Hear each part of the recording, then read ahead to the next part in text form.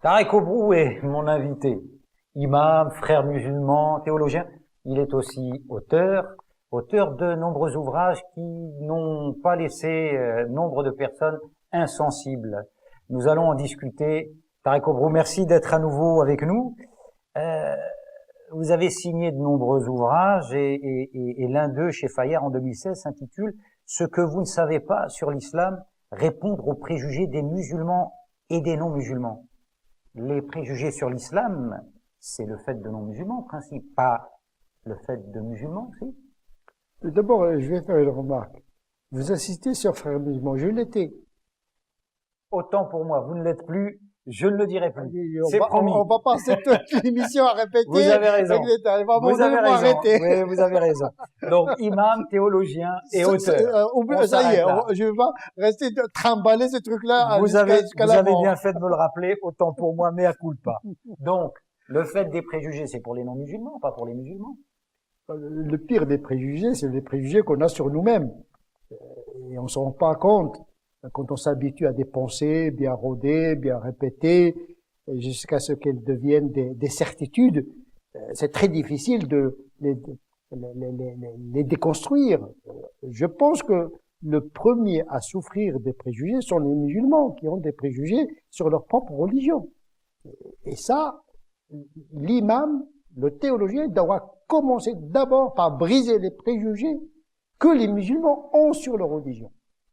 Les non-musulmans, ils ont le droit d'avoir des préjugés parce qu'ils jugent l'islam à travers des musulmans. Parce que Monsieur Islam n'existe pas, il y a des musulmans.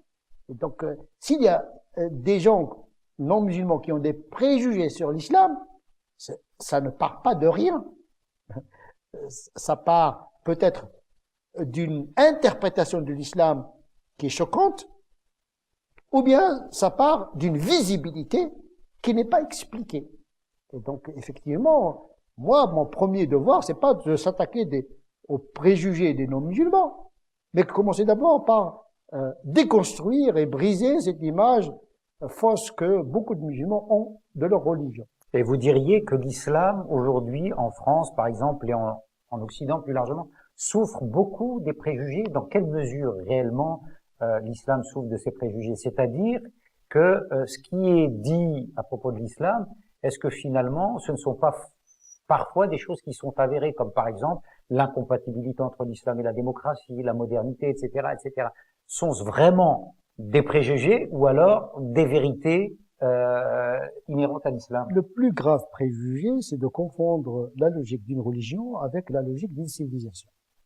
Cette confusion, c'est à l'origine de toutes les aberrations. L'islam, au départ, c'est une religion. Inna ad-din 'inda Allah al-islam. La religion pour Dieu, c'est l'islam. Il n'a pas dit la civilisation. Or, aujourd'hui, dans l'esprit de beaucoup de musulmans, l'islam est d'abord une identité culturelle, civilisationnelle, dont les pratiques religieuses ne sont que des éléments. Je ne parle même pas de la foi et des croyances.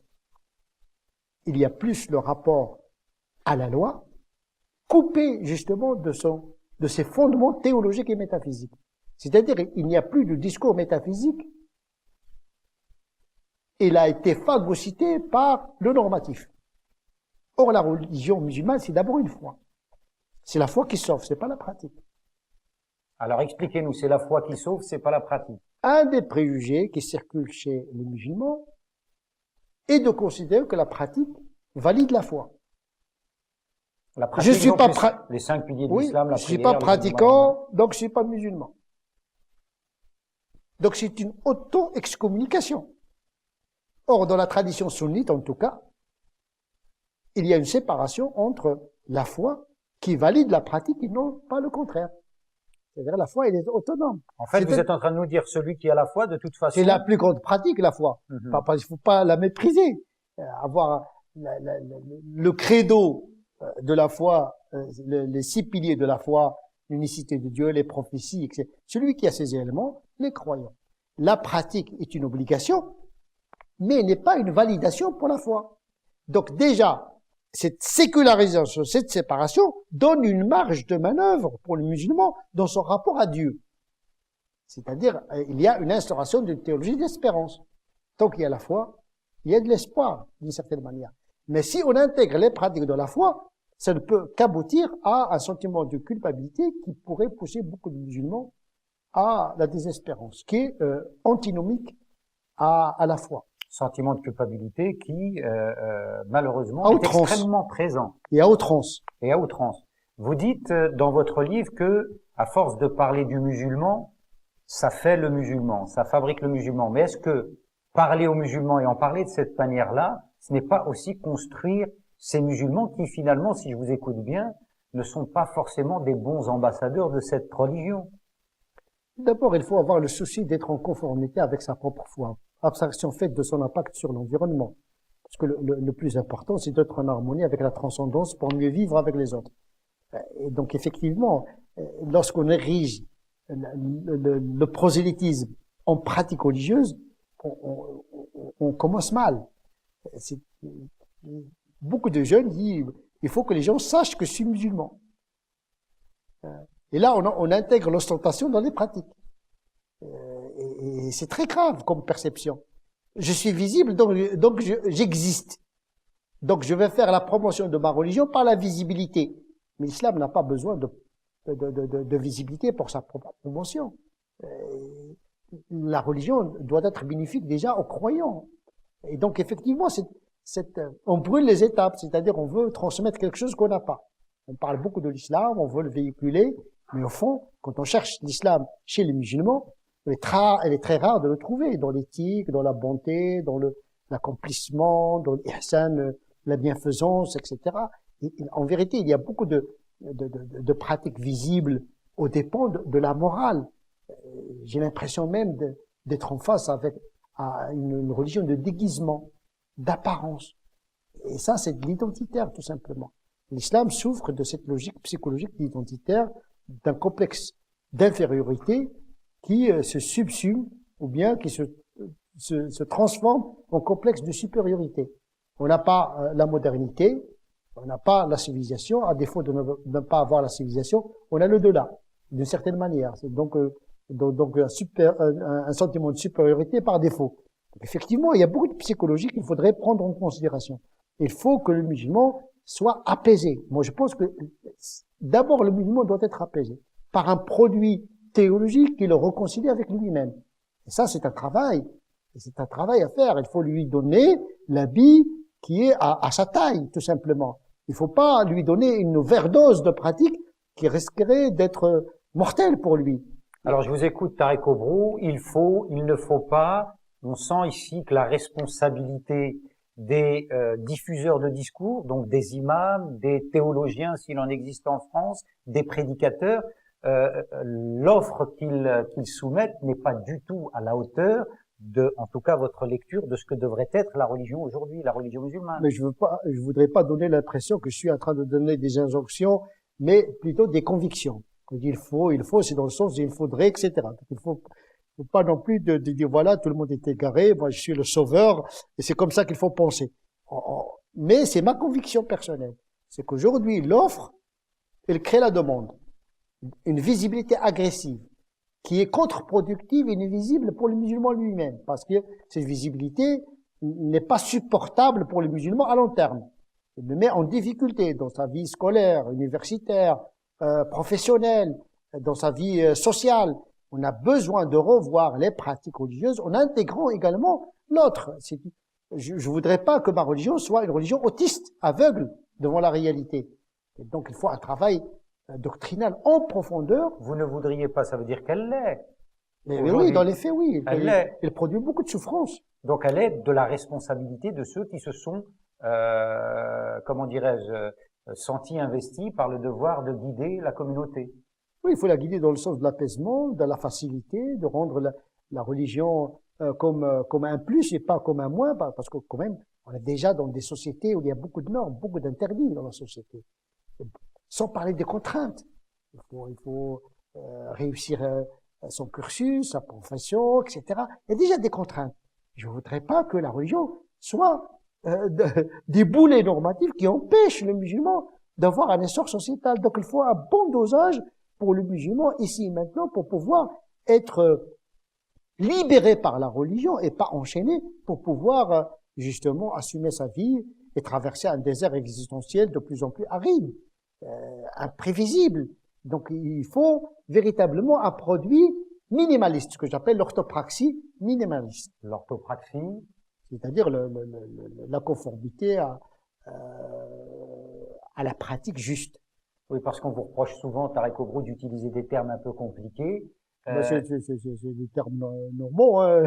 Pour parler, normaux. Le droit canon, c'est comme ça. L'hétérodoxie pour la théologie et la doctrine, et l'orthopraxie pour les pratiques. D'accord, très bien, mais c'est bien de le préciser, puisque certaines personnes n'ont peut-être pas forcément accès. Dans la aqida, pour dire les choses autrement, la aqida, c'est-à-dire les croyances, on parle des croyances orthodoxes. Donc conformes à la croyance juste. Et dans les pratiques, on parle de l'orthopraxie, c'est la conformité à la charia, mais une conformité qui est en lien avec la réalité. C'est-à-dire que la charia n'est pas la pratique mécanique d'un verset, ou d'un hadith, ou d'un droit canon, ou bien d'un canon établi par le droit canonique. Non, c'est mettre en rapport un principe normatif avec une réalité donnée. Alors, diriez-vous, Tarek Obrout, que l'excès de normes dont vous parliez tout à l'heure n'est autre que l'expression d'un déficit de fond, de profondeur, et notamment de profondeur mystique et spirituelle, sujet cher à votre cœur? Je pense qu'il y a une hypocrisie religieuse. On développe des normes, sachant que personne ne pratique rien du tout presque. Même les 5 prières, qui pratiquent aujourd'hui de manière correcte le 2e pilier de l'islam? Pourquoi développer des normes alors que le 2e pilier n'est même pas encore pratiqué par la majorité? Quand vous dites ça, Tarek Obrout, vous vous rendez compte du poids de ce que vous avancez, c'est-à-dire que selon vous, sur les 6 millions de musulmans en France, très peu pratiquent le second pilier de l'islam. Oui, bien sûr. C'est-à-dire en termes de pourcentage d'après j'ai pas de, mais c'est très minime. Mais ça crève les yeux. La pratique solide, et ceux qui pratiquent les 5 prières, c'est pas de manière assidue, c'est voilà, c'est saisonnier, c'est par opportunité, etc. Mais l'assiduité, la régularité, la maîtrise de la prière, parce que c'est un art de prier. Personne, c'est pas uniquement une gymnastique, c'est la prosternation de l'esprit devant l'infinitude de Dieu, etc. Qui maîtrise aujourd'hui, qui pratique exotériquement et ésotériquement la prière. C'est le premier chantier. Donc on le néglige et on brûle les étapes. Quand on voit aujourd'hui des gens avec une barbe ou bien avec un hijab et qui n'assurent pas les 5 prières, on est complètement dans un monde à l'envers. On commence d'abord par les piliers de l'islam, puis les valeurs morales les plus essentielles, puis les pratiques secondes. Alors, on va s'arrêter peut-être avec cette dernière question. Vous semblez vouloir vous attaquer à ces préjugés, notamment avec l'édition de ce livre. N'avez-vous pas l'impression d'être un petit peu comme Don Quichotte qui s'attaque à ces moulins à vent? Est-ce que ça sert véritablement à quelque chose aujourd'hui? Est-ce que vous avez le sentiment d'être entendu, d'être audible et que votre propos est intelligible auprès du plus grand nombre? Je ne pense pas des choses comme ça.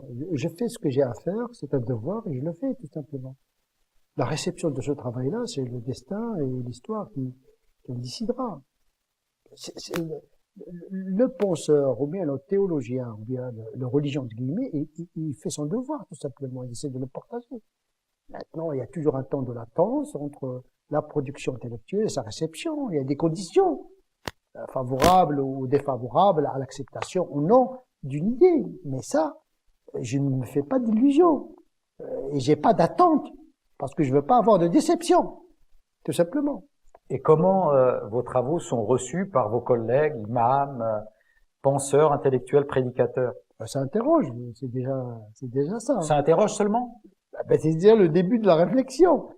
Quand on déstabilise, quand on change les repères, c'est déjà le début d'une réflexion, sachant que ma pensée n'est pas encore achevée. Et ce n'est que des slogans. Quand je dis théologie de l'acculturation, il faut qu'un travail doctrinal suit. Quand je dis l'orthopraxie minimaliste, ou bien la charia de minorité, ou bien un certain nombre de concepts, il doit être travaillé doctrinalement, ce que j'ai en train de faire. Tarek Obrout est mon invité. Il fait le pari fou de concilier ce qui apparemment semble inconciliable, l'islam et la France. Comment s'y prend-il? Explication à suivre.